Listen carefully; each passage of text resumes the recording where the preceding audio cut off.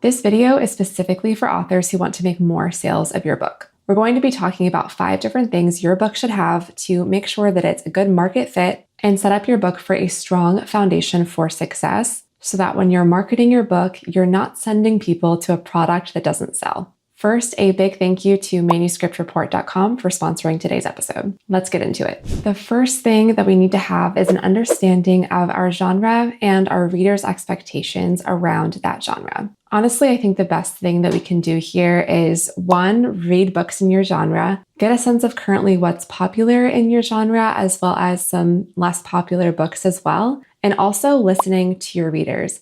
Doing a quick Google search and finding Reddit threads or social media posts of your readers talking about their favorite books in your genre will give you a really good indication of what readers might be expecting when they open up your book as well. Now, of course, we are all creatives. We want to write our own unique story. And so I think there's certainly a balance between including what you want to include, but also making sure that you're aware of any expectations a reader might have. For example, one of the most common ones is with romance. Readers really expect a happily ever after, a happy ending when they read a romance book. And so if you market your book as a romance but don't have a happy ending, that could potentially turn off readers or make it less likely that they give the book a negative review. So do your research before solidifying your genre and listen to your audience. That's key for any time we're marketing, is to know who our target audience is and what they're looking for and what they love. Many authors and publishers miss out on sales because they don't have a strong book summary, well-written hooks, or the right keywords.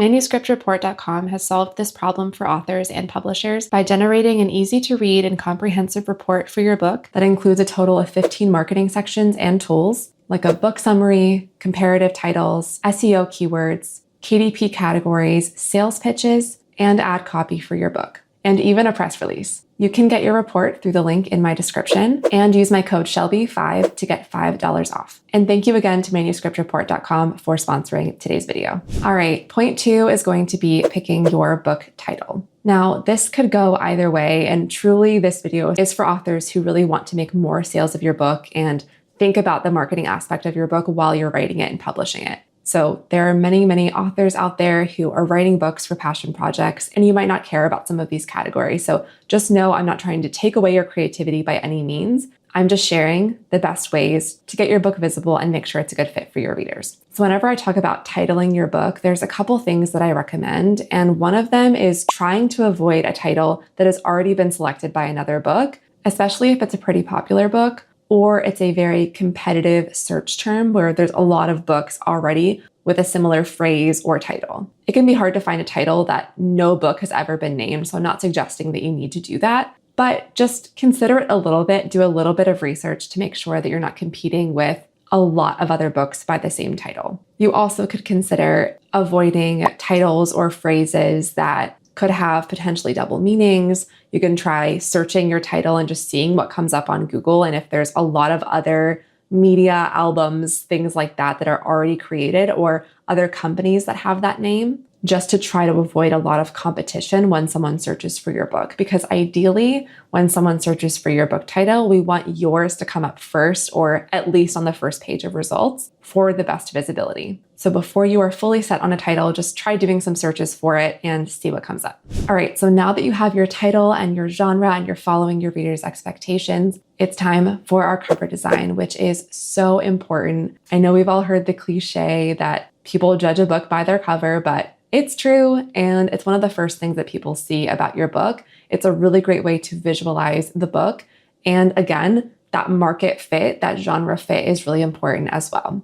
Now you can, of course, go outside the lines with what your genre's covers typically look like. And I think that that's important to help it stand out and look unique. But there are certain elements that your genre might include in their covers that readers, again, have come to expect and recognize as, hey, I love thrillers, and that immediately looks like a thriller book to me. So my advice here is going to your nearest bookstore or library, going to your genre and taking a look at books in that section, as well as going to book charts like Amazon's top 100 books in your genre and browsing and seeing what stands out to you. What do you notice tends to overlap? Is there a certain font style, maybe certain colors that tend to pop up in the top 100 books? And just take notes on what you like, what you don't like, what you think you should include and what readers might be expecting from your genre's cover. And make sure that your cover is comparable to theirs. Of course, you don't want to do a copy, and I'm not suggesting that, but does your cover look professional compared to these other 100 popular books in your genre? Does it stand out? Is it going to grab attention like some of the other covers have for you? Just think through those things and get some feedback from others who are going to give you an unbiased opinion about your cover, because it's really so important and can change how many sales you get. Number 4 is going to be picking the right keywords for your book whenever you are self-publishing it or uploading it to your platform of choice. I've used Amazon KDP in the past. A lot of people use Ingram Spark, and there are various others out there. And whenever you are uploading it to be published on retailers like Amazon and others, you'll be able to choose a selection of keywords that readers are searching for to find your book. And just a note here that keywords can also be longer phrases. It's not just one word like poetry if you're a poet. We should be searching for more specific keywords and phrases that really fit our book. Now, there are various tools out there to help you pick keywords, like today's sponsor, manuscriptreport.com. But another thing that I like to do as well is just go onto Amazon and Google and start typing in my genre and seeing what keywords come up. Don't be afraid to get specific here, because if someone is looking for a romance, there's going to be millions upon millions of books that come up. But if someone is specifically looking for a friends to lovers romance and you use that as a keyword when publishing, your book is going to be more likely to come up. And that's going to be a more narrow search term, more narrow search results to push your book to the top of the list, potentially.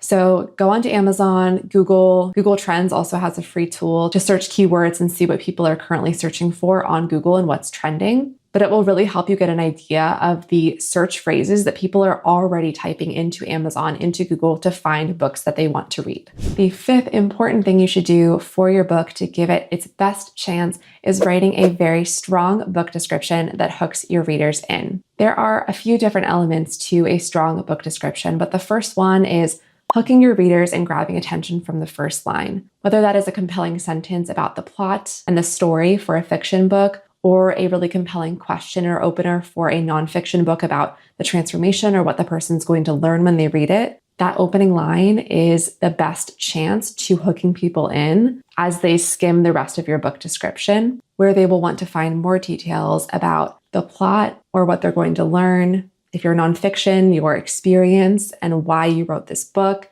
and then ending on a cliffhanger to really get people invested and wanting to find out more. So read through your book description, have some other people, again, some unbiased friends and readers of your genre give you some feedback on your book description. And if they are not clamoring to order that book and have to know what happens right then and there, then try rewriting it with a stronger hook and a cliffhanger at the end. So when you're doing your marketing, you're spending this time on social media, on your email marketing, on paid ads. If you are sending traffic to a book that is not set to convert with that strong book description, with that strong cover, with that market fit, you could potentially be wasting your time and just not getting as many sales as you could with these 5 different elements that we've covered today. So now that we have covered all of that, we talk a lot about marketing strategy here on this channel. So be sure to hit subscribe while you're here. And if you are launching a new book this year, you can grab my 1-hour lifetime launch course at marketingbyshelby.com. I will talk to you in the next video.